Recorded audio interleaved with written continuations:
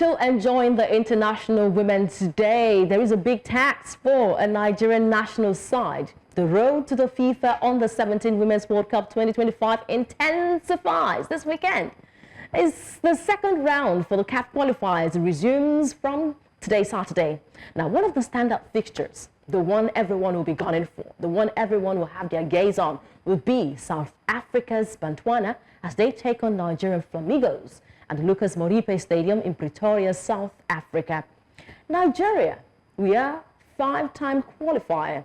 We enter this as favorites, but South Africa, they have shown impressive form demolishing Gabon 21-2. That game ended 21 goals to 2 against Gabon.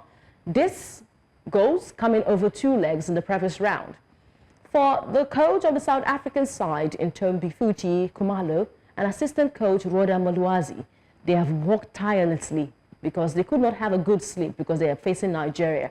Nigerians were bronze medalists at the time, so it's a big task for them going up against Bankole Kere's side. So the Bantwanas are dotting their I's, crossing the T's, making sure that they go all out when Nigeria comes posing at them today. Of course, remember that some of the team they faced joined up with the Bantwana team when they went up against Lesotho. But this match today will be a fight to finish for the Bantwanas up against Nigeria's Flamingos. Now, to join us in this conversation, joining myself and Demi Depo in this conversation, is the former media officer of the Flamingos. We've got Isabella Ekeoma. Thank you so much, Isabella, for joining us on the show. And happy International Women's Day to you. Wishing you the same thing too.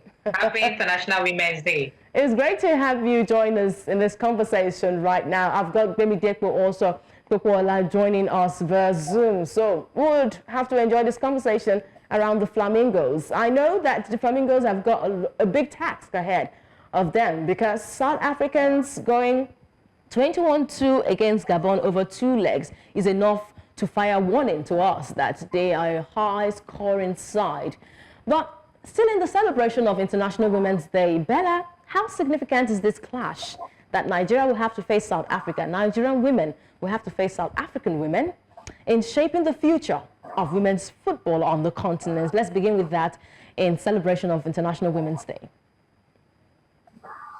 Very, very important, very, very significant because today is the International Women's Day all over the world. So the Flamingos will actually have to give us that gift if they can at least win against Africa in Pretoria.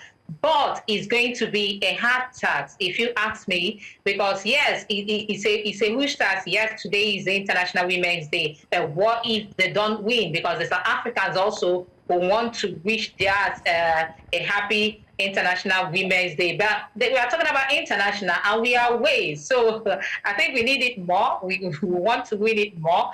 And then you just mentioned over 2 legs, 21-2 against Gabon. I'm not underrating the Gabonese, but they are not really a force in women's football, especially in this very category. So it's understandable if they are scored there. But it also means that the South Africans are actually scoring, because when you meet small teams, you also have to do well. It's not only just the big teams. If you meet the small...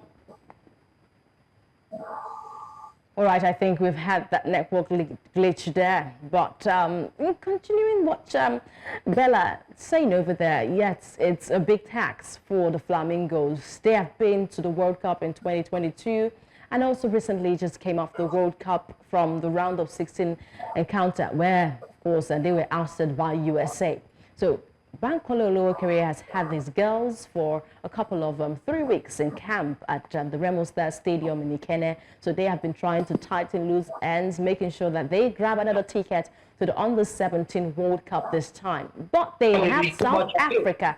They have South Africa to face off with. All right, I think we have Isabella Ekeoma back with us.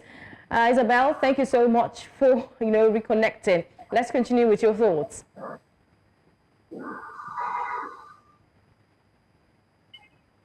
All right, Isabella, can you hear me?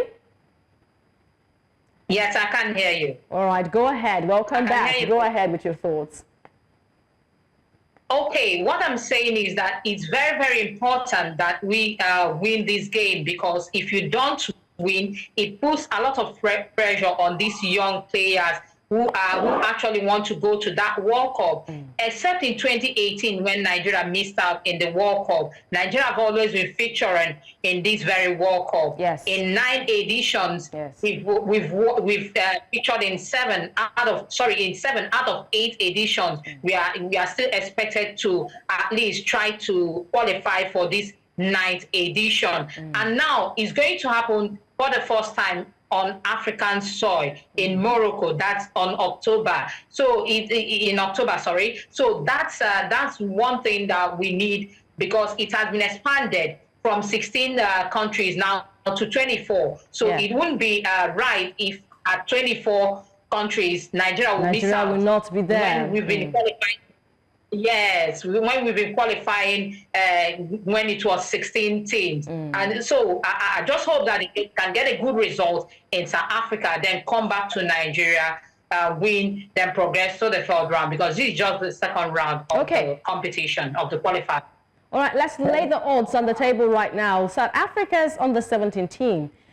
There is something to worry about, because they have integrated players from the senior team, and this is experience. It means they are bringing experience to this encounter.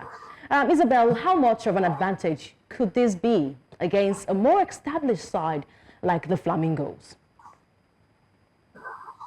Well, not so much as an advantage, because head-to-head, we've been winning South Africa. I think in 2016, they were defeated 6-0 in Abuja. Then when they went over to South Africa, then in Johannesburg, they defeated also South Africa by a lone goal. That was when Rashida Ajibade, the likes of Chiamaka Nnadozie were still in the under-17. So then drafting their senior players, but who are within that age range, because I believe they are still within that age range, coming to the under-17.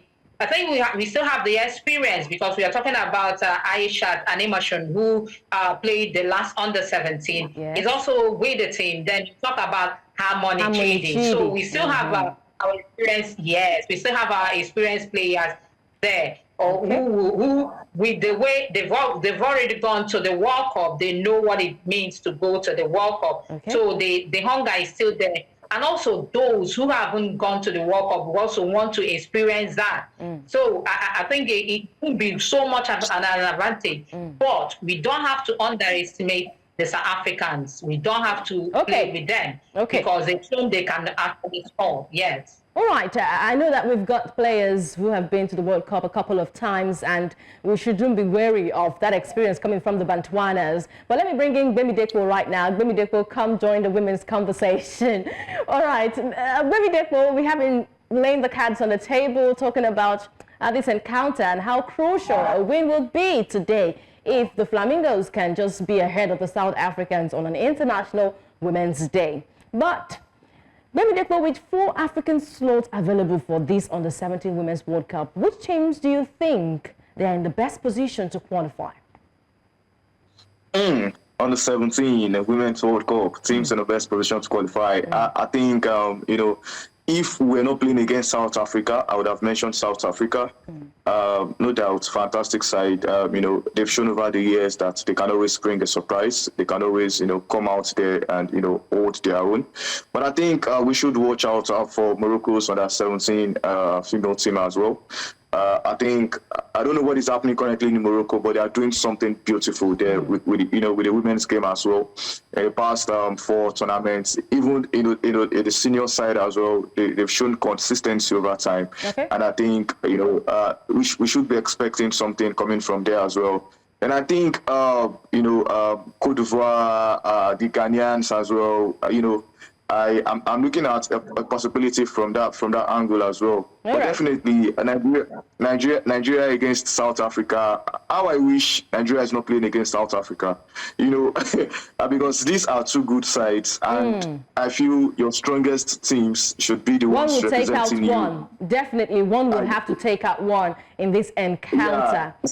So it is painful for me because you know what we should try to do, or whenever we are, you know, setting up the qualifications, is try to send our best legs there as it happens in Europe.